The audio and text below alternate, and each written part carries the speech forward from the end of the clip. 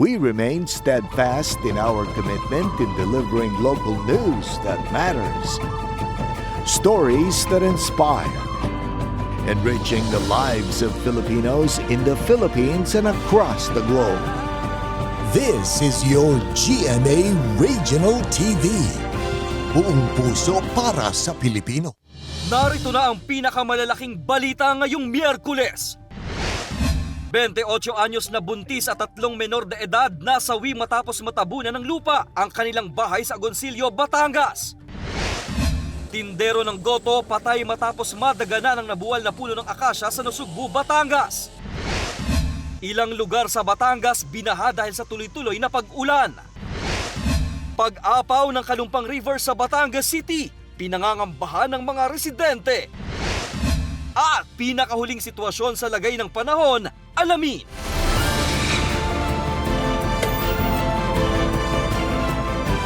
Ito ang GMA Regional TV, Balitang Southern Tagalog. Magandang hapon mga kapuso, narito na ang Balitang Southern Tagalog. Hatid namin ang mga pinakamalaki at pinakahuling balita sa Timog Katagalugan. Live mula rito sa GMA Batangas Station, ako po si Ace Medrano. Buong puwersang nakatutok ang GMA Regional TV Balitang Southern Tagalog sa paghahatid ng mga balita kaugnay sa epekto ng habagat na pinalalakas ng bagyong Karina. Makakasama natin live si Paul Hernandez mula sa Agoncillo, Batangas at si Denise Abante sa Batangas City. Naranasan ang baha sa iba't ibang lugar sa Batangas dahil sa walang tigil na pag-ulan. Ang ilang sasakyan nga sa bayan ng Lemery na balahaw dahil sa makapal na putik. Samantala, nagdeklara na ang pamahalaang panlalawigan ng Batangas ng state of emergency sa buong probinsya. Nakatutok si Paul Hernandez. Malailog ang kalsada sa Talaga sa Tanawan City, Batangas dahil sa walang puknat na pag-uulan kagabi. Kaya ang resulta, baha. Hanggang mag-umaga, gutter deep pa rin ang baha. Tuwing umuulan po, wala pa pong 30 minutes ang ulan, talagang ganyan na po yan. Eh ngayon po, lalo na ngayong tagbagyo. Noong kabilang taon, 2023, bumaha, March. Dinabot ang aming bahay, loob. Isang linggo ko yung lilamas. Tapos nakasisira yung aming gamit, lahat yung cabinet namin, yung refrigerator, pati yung washing machine, lahat sira. Pati yung mga sopa, tinapon na nga ng kapatid ko kasi nagkasisira na. Kaninang umaga, gumamit na ng water pump ang DPWH para matanggal ang tubig sa kalsada. Magtutuloy-tuloy daw ito hanggat may baha sa lugar. Sa Lemery, Batangas, lakas loob na sinusuong ng mga motorista ang mataas na tubig baha na yan kagabi sa isang kalsada sa Barangay Palanas. Kahapon din rumaragas ang kulay putik na baha ang namerwisyo sa mga motorista at dumara ang residente sa Barangay Malinis. Natatangay pa ang mga basura. At pagputok ng liwanag kanina, tubig at makakapal na putik ang sumalubong sa mga dumaraang sasakyan. May mga nabalahaw pang sasakyan. Pahirapan ang pagpala dyan sa putik ng mga residente. Nakatiwangwang na bunot at punong kahoy ang resulta ng mataas na baha. Inuumpisahan na rin ang clearing operations. Lahat ng ito dulot ng nararanasang habagat at pananalasa ng bagyong Karina. Nagdeklara na ang pamahalang palalawigan ng Batangas ng state of emergency. All local government units in the province of Batangas can mobilize and utilize their resources. Pinaalerto ng mga otoridad ng publiko na maging handa sa banta ng malakas sa pag-ulan at pagguho ng lupa. Kasama si Kel Ravaca, Paul Hernandez, Balitang Southern Tagalog. Pinangangambahan ng mga residente ang pag-apaw ng Kalumpang River sa Batangas City ngayong tuloy-tuloy ang pag-ulan. Ang preemptive evacuation posibleng ipatupad ng Batangas CDRMO kung patuloy ang pagtaas ng antas ng tubig sa ilog. Para sa detalye, makakasama natin live si Denise Abante. Denise.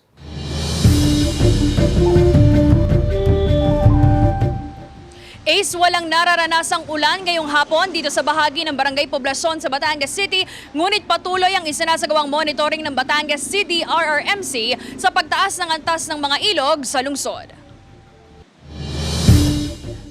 Nakataas na sa lababo, kabayo ng plancha, maging sa second floor ng bahay ang mga gamit ni Aling Gloria sa Sitio Tangisan, Barangay Libho, Batangas City. Paraan daw nila ito para hindi mabasa ang mga gamit sakaling pasukin muli sila ng baha gaya noong nakaraang taon na umabot daw sa itaas ng frame na ito. Puyat at abala raw ang idinudulot ng pagbaha sa kanila. Naku, napakahirap, ma'am. Talagang, talagang ang laki na ng takot. Nervyos na. Ay, minsan naman kami ay inaabot. Naalis pa lamang kami, inaadyan ang tubig, laki-laki na. Itong ilog ng Kalumpang ang itinuturing na major river sa Batangas City na dumadaloy sa humigit kumulang 20 maliliit na ilog sa lungsod, ang pinakababantayan ng Batangas City RRMO na posibleng umapaw at tumaas ang antas ng level ng tubig kapag magtuloy-tuloy pa ang malalakas na pag-ulan. Mag-aalas 9 ng umaga kanina nang maranasan ng kulay putik at malakas na agos ng tubig sa ilog ng Tangisan na isa sa mga umaapaw kapag mataas na ang antas ng tubig sa Kalumpang River at siya ring nagdudulot ng pagbaha. Ito yung palagian nating binabantayan ay hindi naman nagkaroon ng pag-apaw so far. Sa panahon ng wala ng ulan, bababa, matutuyo yung naturang ilog at makakadaan sila. Ang mangingisda mula sa Isla Verde na sa Enver Wells, naabutan ng news team na ibinababa ang makina ng bangkang ginamit patawid sa lungsod. Isang linggo na raw kasi ang nakalipas simula nang sumali sa isinagawang bangkarera, hindi pa siya makabalik sa isla matapos tumaas ang antas ng tubig sa ilog ng Kalumpang. Pangamba niya ngayon ang patuloy na pagtaas ng antas ng tubig kapag nagtuloy-tuloy pa ang ulan. Naghihintay pa po ako ng magandang panahon para po makauwi ng Isla Verde. Medyo mahirap po dahil yung sariling bahay po namin sa Isla Verde ay hindi namin alam, hindi namin mabisita kung anong nangyari na, pero sana naman po ay okay yung bahay namin doon at okay yung ibang mga mahal sa buhay namin doon, walang anumang mangyaring masama sa kanila. Palagi ko na lang po tinitingnan yung bangka ko dito at kung may possible po na medyo tataas yung tubig, itataas ko na po sa taas. Magtatanghali kanina, walang malalakas na ulang naranasan sa kalakhang bahagi ng Batangas City pero may bahagyang lakas ng hangin na naranasan at ang unti-unting pagtaas ng antas ng tubig sa mga ilog. Patuloy na nakaantabay ang Batangas City RRMC at mga barangay rescuer sa posibilidad ng pagpapalikas sa mga residente kung kinakailangan. Sa atin pong mga membro ng Barangay Disaster Risk Reduction and Management Committee, sa pangunguna ng mga barangay captains po natin at sa lahat po ng ating mga mamamayang naninirahan sa baybay dagat, sa mga tabi ng ilog, maging mapagmatsyag. Ace, ayon sa Batangas City RRMC, hanggang sa mga oras na ito, wala pang naitatalang evacuees sa anumang barangay sa lungsod. Ace? Maraming salamat, Denise Abante. Humambalang ang malalaking tipak ng bato at lupa sa Nasugbu Magallanes Road sa Nasugbu, Batangas. Samantala, patay ang isang tindero ng goto matapos madaganan ng nabuwal na puno ng akasya sa bayan. Nakatutok si Denise Abante. Ulan at malakas na hangin ang ipinaramdam ng pinagsanib puwersang habagat at bagyong Karina sa Nasugbu, Batangas. Napatumba ang puno ng akasyang yan at nadaganan ang tindero ng goto sa poblasyon. Patay ang lalaki. Malakas pong hangin kagabi, yung mga 6:30 po ng gabi. Matandang puno na raw ito ayon sa otoridad. Sinusubukang makuhanan ng panig ng GMA Regional TV, Balitang Southern Tagalog, ang pamilya ng nasawi. Samantala, sarado sa lahat ng uri ng sasakyan ang Nasugbu Magallanes Road sa Barangay Bulihan dahil sa mga nakahambalang na malalaking tipak ng bato ng magka-landslide. Ayon sa MDRRMO, nitong Lunes pa bumagsak ang mga bato at lupa. Nagpapag-coordinate po kami sa DPWH para doon, and then we cordon the area at saka para hindi ho matawiran ng mga ng ating citizen. Walang nadisgrasyang motorista ng magka-landslide. Patuloy ang pag-monitor sa lugar. Pinapayuhan ng mga biyahero na gamitin ang Ternate Nasugbu Road at Nasugbu Tagaytay Highway bilang alternatibong ruta. Samantala, may mga nasira pang cottage sa Dalampasigan dahil sa lakas ng hangin at ulan sa bayan. Kasama si Kel Ravaca, Denise Abante, Balitang Southern Tagalog. Tuloy-tuloy ang biyahe ng Roros sa Calapan at Balatero Port sa Oriental Mindoro sa kabila ng matataas na alon sa dagat na dulot ng habagat. Pero kanselado ang biyahe ng Fastcraft ayon sa pamunuan ng dalawang pantalan. Samantala, dahil pa rin sa matataas na alon, nagkansela ng biyahe ang mga shipping line ngayong araw sa Abra de Ilog Port patungong Batangas at vice versa. Base yan sa anunsyo ng Occidental Mindoro Public Information Office. Wala ring biyahe ang isang shipping line mula Batangas Port patungong Odiongan, Romblon at vice versa. Wala namang nakataas na gale warning sa anumang seaboards ng Southern Luzon. Binaha ang ilang barangay sa Calapan City, Oriental, Mindoro dahil pa rin sa mga naranasang pag-ulan. Nalubog din sa bahang ilang kalsada sa bayan ng Bako. Tutukan yan sa report ni Hazel Alviar. 13 barangay na sa Calapan City, Oriental, Mindoro ang nananatiling lubog sa baha ayon sa PDRRMO. Maging ang ilang paaralan na lubog na sa baha dahil sa nararanasang pag-uulan sa lugar. Halos nasa 6 na talampakan umano ang antas ng baha sa Kagisikan Elementary School, Barangay Gutad, Calapan City. Magpapatupad daw ng modular learning sa paaralan kung sakaling lubog pa rin sa baha ang paaralan sa unang araw ng pasukan sa July 29. Samantala, nasa 1,679 na individual ang inilikas sa lungsod at pansamantala nananatili sa kanilang kaanak, habang sa evacuation center sa barangay parang nananatili ang 2 pamilya. Lubog pa rin sa bahang ilang lugar sa Bako Oriental, Mindoro. Ayon sa PDRRMO, nasa 627 na individual ang kanilang inilikas at nananatili rin sa kanilang mga kaanak. Nasa critical level pa rin ang ilang kailugan sa lalawigan ayon sa PDRRMO, kabilang narito ang Bukayaw, Panggalaan, Longos at Alag River, habang nasa normal level pang mag-asawang Tubig River sa bahaging Nauhan, Oriental, Mindoro. Hazel Alviar, Balitang Southern Tagalog. Nagdeklara na ng Code White Alert ang Department of Health sa lahat ng regional offices nila sa buong bansa dahil yan sa nararanasang pag-uulan sa iba't ibang lugar sa bansa. Idinedeklara ang Code White tuwing may nangyayari na posibleng magdulot ng mass casualty o maraming bilang ng mga sugatan o nagkakasakit. Mahigpit na binabantayan ng regional health units ang anumang emergency sa sistema ng DOH Health Emergency Management Bureau. Samantala, nagbabala rin ang DOH sa banta ng leptospirosis dahil sa mga nararanasang pagbaha. Payo ng Health Authority, iwasang lumusong sa baha lalo na kung may sugat sa paa. Iwasan ding humawak ng lupa o putik pagkahupa ng baha. At kung hindi naman may iwasan, tiyakin na hugasan ng malinis na tubig at sabon ang mga paa matapos lumusong sa baha o humawak ng lupa. At agad na magpatingin sa doktor kung nakararanas ng sintomas ng leptospirosis tulad ng lagnat, paninilaw ng balat at pananakit ng katawan. Ito ang GMA Regional TV. Balitang Southern Tagalog.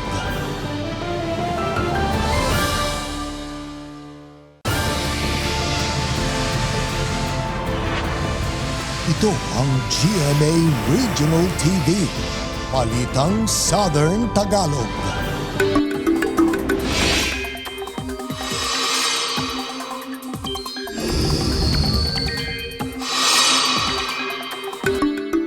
Mga kapuso, halos buong bansa pa rin ang patuloy na uulanin dahil sa pinagsamang epekto ng bagyong Karina at Habagat.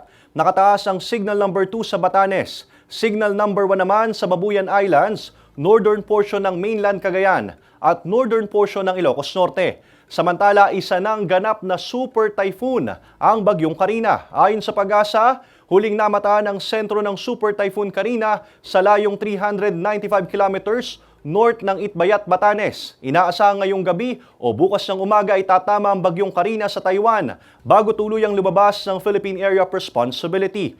Patuloy nitong pinalalakas at hinahatak ang habagat na nagpapaulan sa malaking bahagi ng bansa at nagdudulot ng kabi-kabila ang pagbaha. Base sa datos ng Metro Weather, uulanin pa rin ang Calabarzon at Mimaropa. May heavy to intense rain sa Mindoro provinces, Cavite at Batangas na posibleng magdulot ng baha o landslide.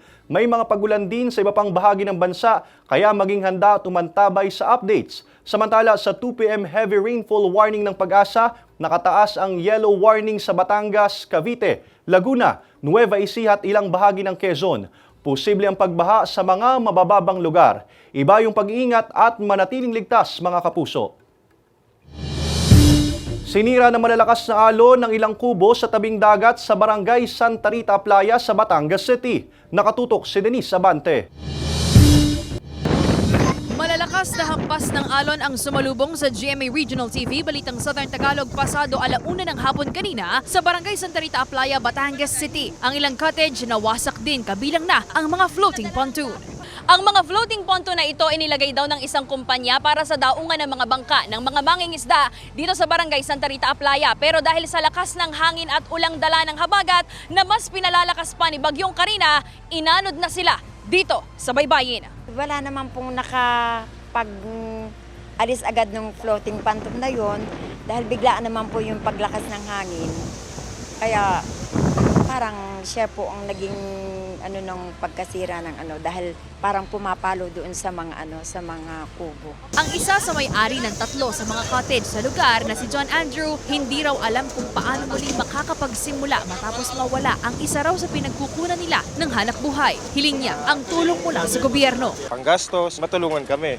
Maging daan din kayo, isa sa daan para maiparating ito sa kinaukulan. Actually, hindi lang sa aming pamilya, pati sa mga naghahanap buhay dito.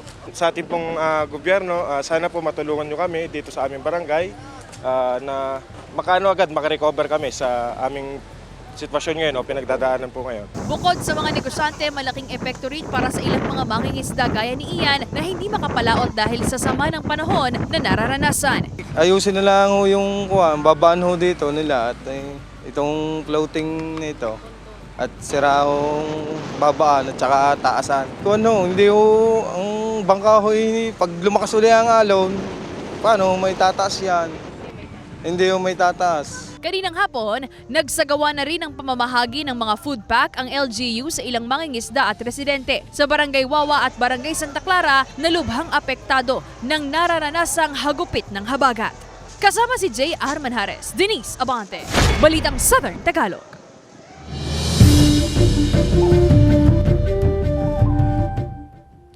Mga kapuso, itong inyong GMA Regional TV interview sa Balitang Southern Tagalog. Sa puntong ito, makakausap natin si Daniel Villamil, weather specialist ng Pag-asa para alamin ang latest sa nararanasan nating pagulan. Magandang hapon, Sir Dan. Sir, bakit po ganito katindi ang naging epekto ng habagat sa Southern Tagalog Region, partikular sa Batangas at Occidental Mindoro? Opo, well, historically po kasi itong lokasyon kasi ng bagyo ngayon sa area ng Northern Luzon na malapit na sa Taiwan, historically pag may mga bagyo pong dumadaan dito, may kalakasan talaga yung paghatak nito sa ating southwest monsoon yung habagat. So as a result, mapapansin po natin malaking bahagi ng Luzon at Visayas ngayong araw nakakaranas ng mga kaulapan at pakulan. So yung areas na heavily affected ng rainfall ng habagat na yung araw, itong western section ng Luzon. So that includes Metro Manila area, nearby provinces like Central Luzon, Ilocos Region, pati na rin sa malaking bahagi po ng Calabarzon. So yun po yung expect nating weather for today. So kahit malayo po itong si Karina sa area natin, dahil naman sa habagat na hinahatak niya, ay nakakaranas po tayo ng tuloy-tuloy at yung mga malalakas na buhos ng ulan po. Sir, normal po ba ito at inyong inasahan? Opo, yes po, normal naman po ito. Every bagyo na dumadaan sa area na kung nasaan yung si Bagyong Karina ngayon, ay hinahatak niya po talaga yung southwest monsoon, yung hanging habagat. So may kalakasan po yung paghatak niya, kaya po ganito yung mga pakulan na ating nararanasan ngayon sa area natin. Sir Dan, hanggang kailan po kaya asahan ng pagulan, partikular sa Calabarzon at Mimaropa? So hanggang bukas po, makakaranas tayo ng mga ganitong mga pakulan na habagat. So yung tinatawag po nating monsoon rains. Saka pa lang po tayo makaka-observe ng generally improving weather conditions over the weekend. So by Saturday or Sunday pa natin may expect na mas gaganda pa po ang ating panahon dito sa most of Calabarzon area. Saturated na po ba ang lupa dahil sa mga naging pagulan itong mga nagdaang araw at nakaapekto po ba ito sa naranasang pagbaha? Yes po, so kung napansin po natin for the past days ay tuloy-tuloy na yung mga pakulan, possible po na saturated na nga po yung lupa so hindi na siya maka-absorb ng ganong karaming tubig. So as a result, ay may mga na-record na po tayong mga widespread na pagbaha. Yan po yung mga flash floods at landslides naman sa mga mountainous areas po. Sir Dan, ano naman ang ibig sabihin ng inilalabas ng Pag-asa na color-coded rainfall warning? Well, for starters po, na itong color-coded nating rainfall warning, nire-release po natin every 3 hours. So nagdedepende po ito sa current status ng ating mga pakulan. So that includes data from our radar stations po na situated in Metro Manila area and nearby provinces. So as of July 24, 11 a.m., isa-isahin ko po na may red rainfall warning po tayo sa Metro Manila, Rizal, Bataan, Bulacan, Pampanga, Zambales, orange rainfall warning sa Tarlac, at yellow rainfall warning po sa Cavite, Batangas, Laguna, Nueva Ecija, and some parts of Quezon Province. So ito pong red, kumbaga levels po, degree po yan ng severity. No? So pag sinabi red rainfall, mas mataas po yung chance ng ating mga pagbaha. Since significant na po yung mga rainfall na naitala natin for the previous days, so nananatili mataas po yung chance ng mga pagbaha sa low-lying at flood-prone areas. Ito pong mga naranasan nating matitinding pag-ulan, epekto na po ba ito ng La Nina? Although nabanggit na rin dati ng Pag-asa na hindi pa tayo opisyal na pumapasok sa La Nina. Opo, well, yung statement po natin sa La Nina, no? So 70% na posible mag-start yung La Nina by August, September, October for those months. Hindi naman po natin kino-correlate itong mga formation ng bagyo, no, hindi natin agad pwedeng i-correlate itong mga formation ng tropical cyclone sa onset ng La Nina. So historically rin po kasi for the month, itong mga months po ng July, ito po yung kumbaga mako-consider nating peak ng tropical cyclone development, and as a result, may kalakasan po nga po yung paghatak ng ating habagat. So kumbaga ito yung mako-consider nating peak ng rainy season. Mataas po talaga yung rainfall na nare-receive natin dito sa western sections po ng ating bansa. So that includes Metro Manila and ito pong western part ng Calabarzon. Panghuli na sir, ano po ang latest sa bagyong Karina at Habagat? At may namomonitor po ba ang Pag-asa na kasunod nitong bagyo o sama ng panahon? May significant rainfall pa rin tayong inaasahan. So hahatakin pa rin ni Karina itong hanging Habagat na posibleng magpaulan ngayong araw, Wednesdays. Magpapatuloy po yung mga monsoon rains na ito hanggang bukas, araw po ng Huwebes. Maraming salamat sa inyong oras, Sir Daniel Villamil, Weather Specialist ng Pag-asa. Okay po, welcome po. Good news mga kapuso, sa mga naghahanap ng trabaho, naghahanap ang Kapuso Network ng mga sumusunod. Assistant Vice President, New Business Development, Assistant Research Manager, Senior Research Analyst, Auditor, Wardrobe and Costumes Clerk, Production Coordinator, Unit Head, Building Maintenance and Project Management, at iba pang makikita sa inyong TV screen. Para sa kumpletong detalye at sa mga nais mag-apply, bisitahin ang careers.gmanetwork.com. Ito ang GMA Regional TV, Balitang Southern Tagalog.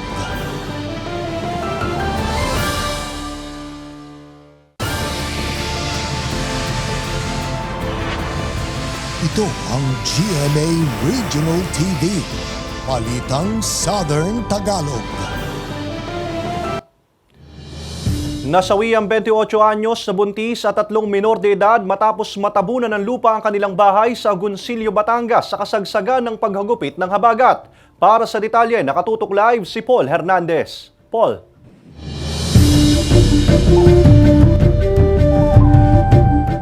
Alam mo Ace, nagulat na lamang yung ilang mga residenteng naninirahan malapit doon sa pinangyarihan ng disgrasya dahil wala naman daw silang narinig na anumang ingay o paghingi ng saklolo.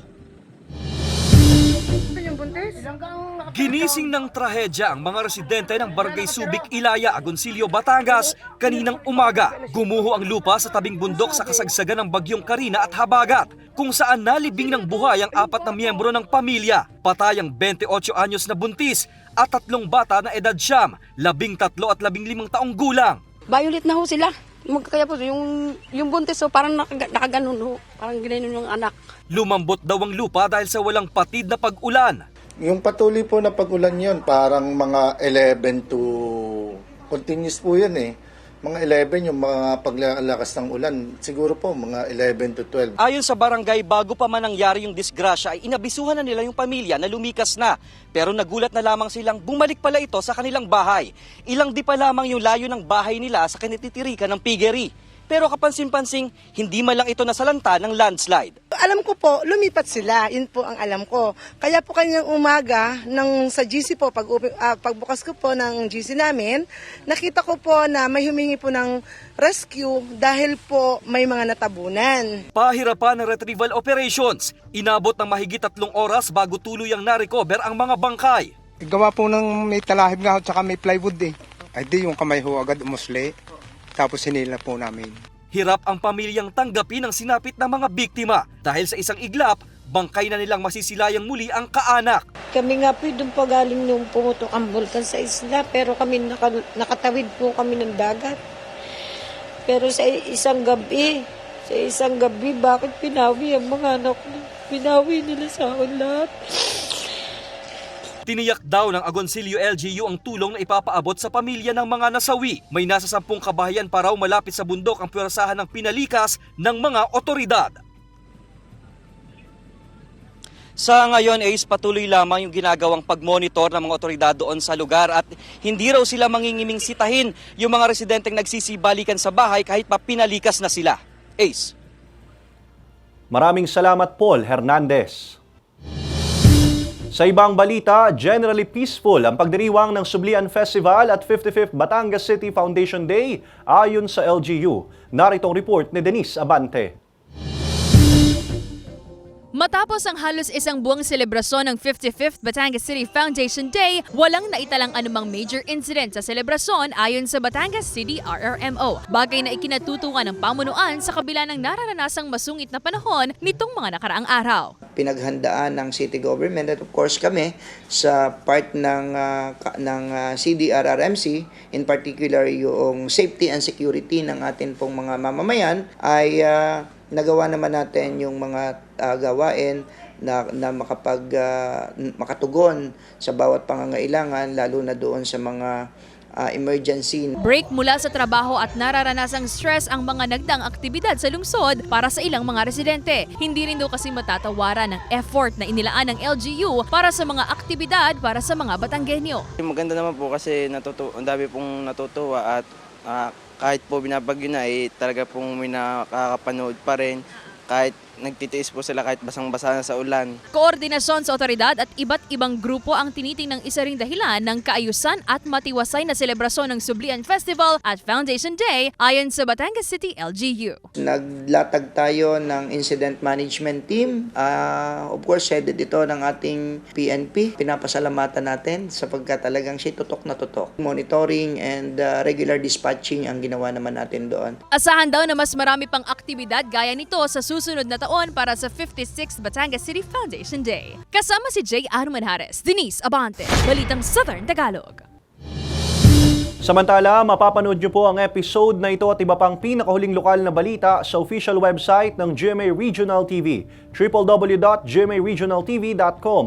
Pwede rin kayo bumisita sa aming official YouTube channel, GMA Regional TV, at i-click ang subscribe button para sa pinakamainit na balita mula sa rehiyon. Dahil sa GMA Regional TV, local news matters. At yan ang mga pinakamalaki at pinakahuling balita sa Timog Katagalugan. Maraming salamat sa pagsama sa amin pati na mga kapuso sa ibang bansa na tumutok sa mga balita sa rehiyon. Kami, ang GMA Regional TV Balitang Southern Tagalog, buong puwersa para sa mas malaking misyon at mas malawak na paglilingkod sa bayan.